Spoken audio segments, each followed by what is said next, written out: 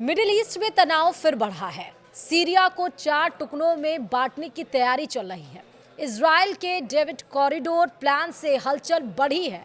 तुर्की समेत कई देश सीरिया की अखंडता पर खतरा मान रहे हैं। सब कुछ आपको बताएंगे इसी वीडियो में। नमस्कार, आप देख रहे हैं न्यूज़ 18 का डिजिटल प्लेटफॉर्म और मैं हूं आपके साथ श्रुति श्रीवास्तव। मिडिल ईस्ट एक बार फिर उबाल पर है। पहले इजराइल और ईरान के बीच 12 दिनों तक युद्ध चला और अब इजराइल के डेविड कॉरिडोर प्लान ने सीरिया के भीतर उथल-पुथल मचा दी है। तुर्की, ईरान और अन्य देश इसे लेकर गंभीर चिंता जता रहे हैं क्योंकि यह योजना सीरिया के टुकड़े करने की ओर इशारा करती है। इजराइल के इस कथित प्लान के पीछे सबसे बड़ी चिंता यह है कि वो ग्रेटर इजराइल का सपना पूरा करने की ओर बढ़ रहा है। हालांकि इजराइल ने इस योजना की आधिकारिक पुष्टि नहीं की, लेकिन उसके सैन्य कदम और रणनीतिक गतिविधियां इस विचार को बल दे रही हैं। अब आपको बता रहे हैं कि डेविड कॉरिडोर आखिर है क्या। बीबीसी की खबर के मुताबिक डेविड कॉरिडोर एक रणनीतिक रास्ता है जो इजराइल को सीरिया के दक्षिण में ड्रूज आबादी वाले इलाकों से जोड़ता है और वहां से सीधा उत्तरी सीरिया के कुर्द इलाकों तक पहुंच जाता है। यानी इजराइल एक ऐसा बेल्ट बनाना चाहता है जिससे वह सीरिया के भीतर एक स्थायी प्रभाव स्थापित कर सके।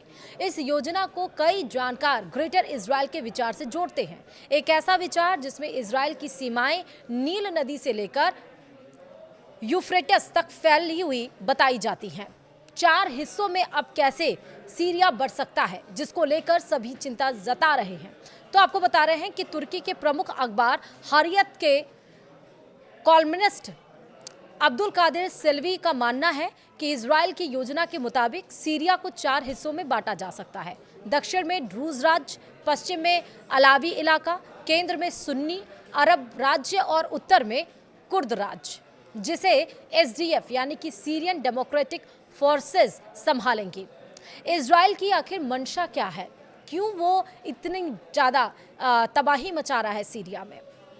तो बीबीसी के मुताबिक इजराइल की दलील है कि वो सिर्फ अपनी सीमाओं की सुरक्षा चाहता है, खासकर सीरिया में मौजूद ईरानी समर्थित समूहों से।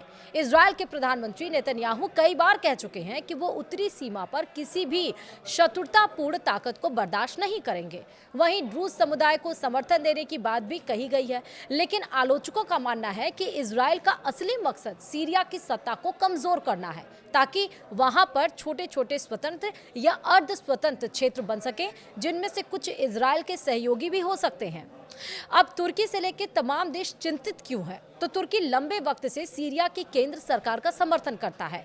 अंकारा को डर है कि अगर कुर्द और ड्रूज समुदाय को स्वतंत्रता मिल जाए तो यह न केवल सीरिया की अखंडता को तोड़ेगा, बल्कि तुर्की के अपने कुर्द मामलों पर भी असर पड़ेगा। तुर्की के राष्ट्रपति एर्दोआन ने 17 जुलाई को साफ कहा कि वे सीरिया के टुकड़े नहीं होने देंगे।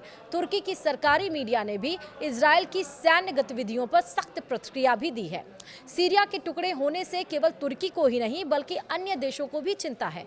ईरान और रूस पहले ही इजराइल के सैन्य हस्तक्षेप को अपना संप्रभुता का उल्लंघन मान चुका है, जबकि अमेरिका, जो इजराइल का एक प्रमुख सहयोगी है, इस मुद्दे पर संयम बरतने की सलाह दे रहा है। देखना होगा कि आने वाले दिनों में क्या अमेरिका की सलाह मानता है इजराइल, या फिर तुर्कियों को वाकई 4 खंडों में तोड़ने की कोशिश करेगा और हवाला ये देगा कि उसे अपनी बॉर्डर्स की सिक्योरिटी की चिंता जता रही है।